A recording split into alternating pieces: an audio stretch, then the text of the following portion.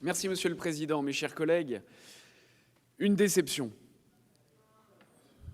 Une déception parce que, alors qu'on aurait pu se saisir de cette enquête, cette grande enquête, eh bien pour modifier, pour comprendre quelles étaient les erreurs ou en tout cas les manquements du projet initial de SRADET, de ce schéma régional d'aménagement, de développement durable et d'égalité des territoires, eh bien la publicité autour de cette enquête publique a été la plus faible de notre collectivité.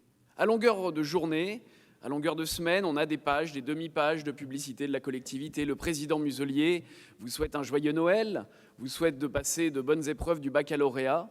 Sur le SRADET, c'est-à-dire sur ce schéma crucial en aménagement du territoire, pas une publicité, hormis la publicité légale, dans les annonces officielles. Quel regret parce qu'au final, eh bien, c'est l'absence des participants ou leur très faible nombre qui est à constater. Il y a 6 avis d'administrés sur 5 millions d'habitants. 6 avis d'administrés. Alors si là, ce n'est pas un problème, eh bien, il faudra me l'expliquer. Alors, au-delà de cela, et de la faiblesse, encore une fois, de la participation, même aux réunions publiques, c'est vrai que c'est un document complexe. Et c'est certain qu'il faut resaluer les services qui participent, qui contribuent à cela. Ce sont des milliers de pages, et c'est effectivement un document complexe à appréhender. Mais au registre des déceptions, autre chose sur le fond. Ma collègue Muriel Filleul était intervenue en dénonçant l'ultra-métropolisation du projet initial de SRADET. Aucune modification sur ces aspects-là. Encore une fois, on consacre la concurrence des territoires et surtout le recentrage sur 3 métropoles, Marseille, Toulon, Nice. Tant mieux pour eux. Mais enfin, tout le reste du territoire, un territoire fracturé, et on le sait. Quel rôle la collectivité régionale va-t-elle jouer pour l'équité au sein de ces territoires ? Certes, c'était le rôle de l'État, ça devrait le rester, mais l'État a totalement abandonné la politique d'aménagement du territoire, et ce, depuis des décennies. Alors pourquoi pas se saisir au sein de la collectivité régionale de toutes les armes possibles pour renouer avec cette équité territoriale ? Mais finalement, dans tous les artifices que vous mettez en avant, on a un petit peu l'impression que vous êtes les mécaniciens qui, se munissant d'un tournevis, allaient prétendre pouvoir améliorer la voiture. Mais c'est se méprendre sur les armes à votre disposition et sur l'utilisation qui pourrait en être faite pour retrouver cette équité. Dans le vocabulaire, vous dites vous-même, au sein des métropoles, on veut développer, on veut envisager de nouvelles perspectives, on veut transgresser. Et puis au sein des territoires fracturés, on veut essayer de maintenir, de protéger, de sacraliser.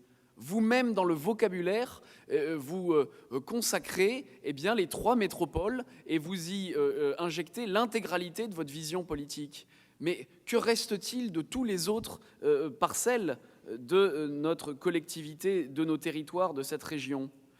Vous avez, au titre de cette politique, la volonté de vous lancer dans des grands plans d'aménagement harmonieux, écolo. Mais malgré tout, vous continuez, et c'était notre collègue Philippe Vardon, qui siège dans notre groupe, qui vous le disait, on n'a jamais autant bétonné, on n'a jamais autant gâché notre territoire, et on n'a jamais, à côté de cela, enfilé autant de plans prétendument écologistes. Et finalement, on le voit aujourd'hui, c'est une période terrible, en tout cas c'est comme ça que le gouvernement l'aborde, c'est l'été et il fait chaud. C'est terrible, les températures hautes.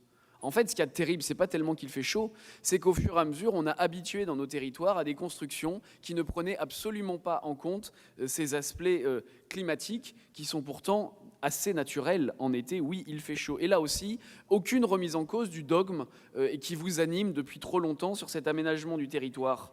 Et puis, enfin, c'est vous consacrer dans le SRADET tous les grands projets qu'on peut, nous, en tout cas, dénoncer et qui, depuis longtemps, gâchent notre territoire. La LGV ou la ligne nouvelle qui a complètement annulé toute perspective d'évolution du réseau ferroviaire. Si on veut le report modal, il faut un réseau ferroviaire conséquent. Eh bien, depuis des années, là aussi, il n'y a aucune remise en cause du dogme du tout grande vitesse.